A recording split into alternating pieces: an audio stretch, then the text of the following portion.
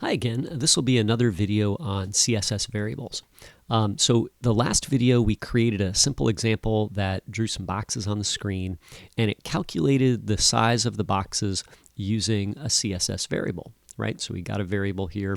We had to do a little bit of magic with calc to add a unit because we didn't include a unit here. So that's something we talked about. Let's talk about scope now. So scope is a term that says where a variable or a value is visible within your program. CSS variables have scope, and essentially they are scoped to the location where they were created. So in this case, the box size variable is scoped to box. CSS variables are also inherited, so child elements can use a variable that was set in the parent or ancestor, or descendants and children can get the variables from their parents or their ancestors, right? Let's try that here. I have another element called container, so I'm going to say container here, and I'll give this a border of 2 pixels solid, right? And we can see that that's the smaller border here. And maybe now I want to give this a width. So if I say width of, and maybe we'll grab our CSS variable there.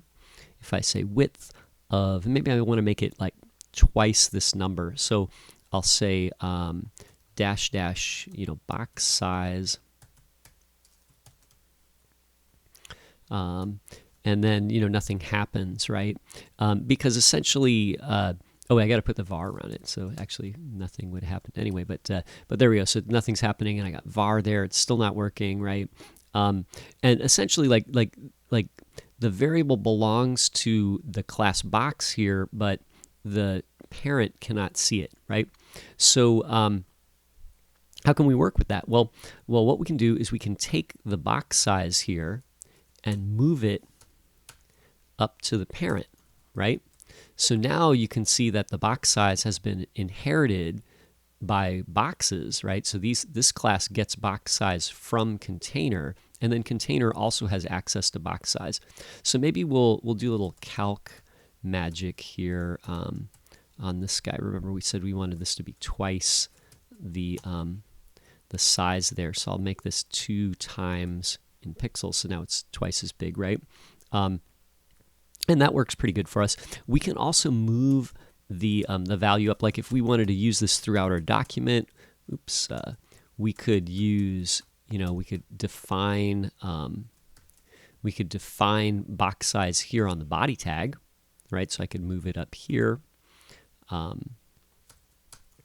the HTML tag is good too, right? So any parent element. And then there's a special element also called root, okay? And I'm not super clear on this one. This is actually kind of a new one on me. But root is essentially like the HTML tag, but more specific.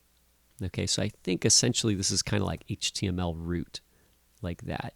But if we say :root, this is kind of like the root element for all of our CSS stuff. So if I put the box size here, then it's available to everything inside my style sheet.